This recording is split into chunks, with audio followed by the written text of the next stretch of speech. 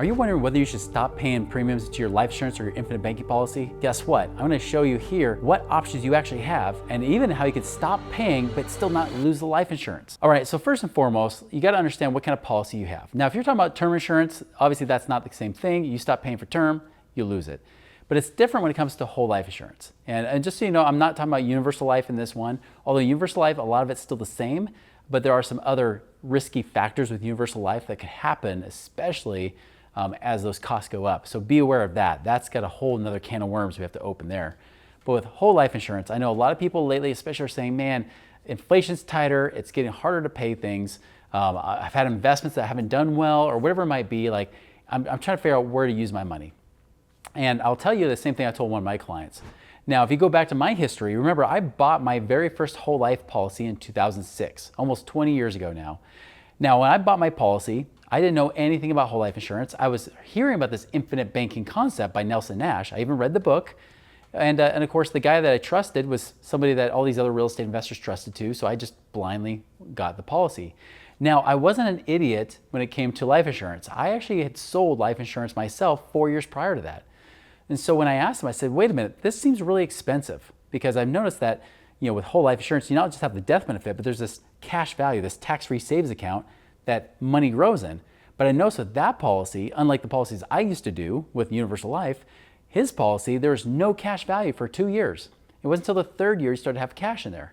And I said, aren't there things we can do to make this better, to perform better, where I have more cash earlier on? He said, no, you can't. If you pay any extra into it, you'll cause taxes to trigger, and you don't want that. So I said, all right, fine, I'll trust you. Well, 2 years later, I'm in the depth of the recession. I can't keep paying my premiums. I go to talk to the insurance company about my options.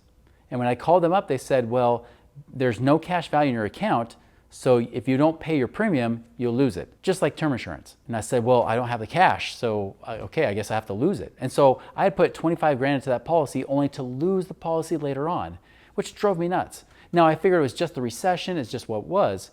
However, just months later, as I'm starting to research deeper into whole life insurance and infinite banking and everything else, I found out that we could have done it better. And so I went to that insurance agent. I confronted him. I actually showed him real numbers because I still had a life insurance license. So I showed him. I said, listen, I can actually show you how from day one you can have cash in this policy. And he said, well, you don't want to do that because of this and this and this. And for 2 hours we debated. And finally, after I knocked down every one of his objections, showed him how I'd have more cash and even just the same or bigger death benefit later on, he finally just said, Chris, I did it that way because I couldn't afford to cut my commissions. I said, well, there's the truth. And now I feel horrible about referring all my friends and family to you because I had referred dozens of people to him. And so over the next 20 years, I started figuring out ways to do it better. And this is the thing, is that most of our clients, they don't know how good they have it if this were their first option. Now, if they bought a policy like I did and they see what we do, they're on freaking cloud nine, right? They're like amazed by it, just like I was. Like for example, in a typical whole life policy, those first 2 years, like I said, zero goes to that cash value. All of it goes to paying insurance costs, which of course pays the agent's commissions. Now in our policies, that first year, you pay in about 80% goes to you, only 20% goes to paying for the insurance costs. Now the reason that most insurance agents won't do this is because it literally cuts their commissions by 80%. That's not something they will usually go for, especially if that's their career, right? Especially if they're not investors like we are. And so they're like, no, I can't do that. I can't afford to cut it. So maybe they'll blend it a little bit differently. And I've seen tons of these infinite bankers saying they do a great job, but yet they'll charge double the fees that they need to, that you don't have to. And so we always go for that minimum fee every single time. And what we've seen as we've perfected over the years is that usually that first year, only about 20%, sometimes less, sometimes a little bit more. That's all that comes out the first year. Second year, it might be about 11 or 12% or so it comes out. By the third year or so, it's paying for itself. It's making more than what you're paying into it. So when it comes to your policy, what are your choices? First, if you have cash value in that policy, you can borrow from the premium or borrow from the policy to pay the premium. Now, it depends on how they designed it, because if it was like my policy, you may not have any options. Now, what if you've had it for many years? And you realize, because like I've seen one of my clients that he did a policy with a very popular infinite banker, and their minimum was about $29,000 a year, but they were paying $30,000 a year, so there wasn't much flexibility. They had to pay $29,000 to keep the policy going. If you don't have at least that much for whatever that minimum premium is, then yes, you need to add your own money. If you don't, you can lose the policy. Now granted, if that happens, they'll send you back whatever cash is left over at least. But again, you lose the policy. So number one is you want to make sure you have at least enough cash value to cover your minimum premium.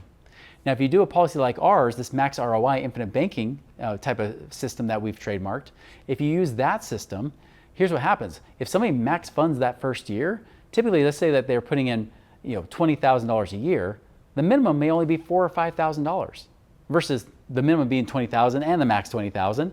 You have a much bigger range of flexibility. And so if they put in $20,000, they'll have about $16,000 that first year. Well, if your minimum is $4,000 or $5,000, you can borrow from that, which kind of puts it right back in. It's like pulling out of savings to put back into savings, right? Which is kind of nice. It's literally, I've run numbers for people. If they paid in only 1 year and max funded it 1 year and only pulled out money to pay the premiums, they can keep it going forever. Now, it won't grow much. It won't look too sexy down the road, but at least you'll have a death benefit as a result of that. Now, I've also had some people where they get to that third or fourth year where it's already paying for itself, and they'll say, ugh, do I have to pay this premium again? Here's the language I've changed. I call them deposits because that's the truth, is that we really create them to be like a tax-free savings account because there are so little costs coming out of it that it pays for itself very quickly. So I was saying, no, we're depositing money in.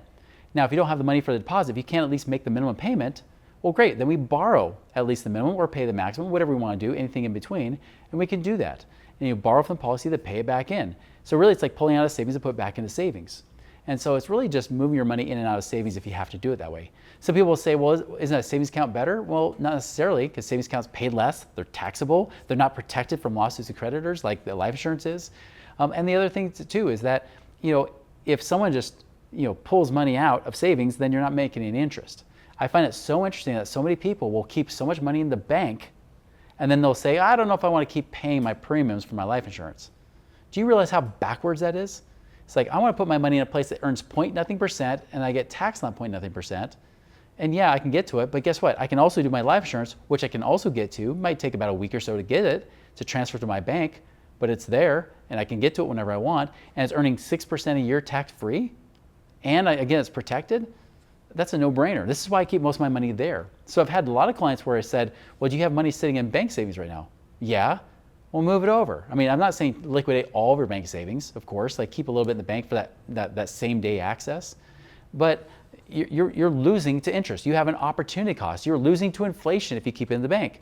Move it over and do it here. But again, because people have been trained that, oh, these are insurance premiums, because that's what they have to call them for it to be tax-free, right? That's why people get caught up in that. And so we understand that you can actually, again, access the cash in your policy, and you can get from other places to be able to put in there. And if you had to, worst case scenario, you pull it right back out again and then pay yourself back. You're like, cool, my policy's going another year. I put the money in, pull it back out, I'm good. So again, it depends on how it's designed. You get a traditional crappy policy, you might be stuck. If you get one of our policies, you get a lot more flexibility and the point where it's very hard to break the policy. It's very hard for it to run out of money. That's the key difference. And I'll tell you this, I've had more and more clients, once we really start to talk about this, say, wait a minute, I should keep more here. I need to get money out of the banks, more over here to store cash for my emergency fund, especially, and even for opportunities that are coming up, because there's definitely a recession up ahead. We don't know exactly when, but we know the longer it goes that we don't have a recession, the bigger it's gonna be and the worse it's gonna be, and you need to have cash on hand. And this could be one of the safest places to keep it in the meantime. And like I promised, I said this, if you want to know how to not keep paying premiums, most people think whole life policy you have to pay in forever. I even had an insurance agent tell that to one of my clients, and they're like, oh no, I don't want to do that. I said, no. In fact, the policy he just showed you on his end, it was literally the same year that we stopped funding your policy. But your policy makes a lot more money than his does because yours have lower costs. So here's what's cool. With the whole life policies we create, usually after the 7th year or so, you can stop paying premiums the rest of your life if you choose to. So instead of paying for your whole life, even a term insurance policy, you got to pay for 10, 15, 20, 30 years, right? Here, you just have to pay for at least 7 or 8 years, and then you can make it what's called a paid up policy where no more premiums to do the rest of your life, but it's guaranteed to keep growing that cash value. I'll tell you this though, most of our clients usually choose to keep funding it when they realize it's growing by way more than what they're putting in. They realize, I can keep getting tax-free money from this and tax-free interest. Let's keep it going, right? So again, you have so many options, so much flexibility. The best thing to do is if you want to know how to make it work, or if you want to see what your policy is doing, if you have another policy and see if it's in a good place or not, Feel free to reach out to us to get an honest second opinion. You just go to moneyripples.com/infinite-banking to find out more.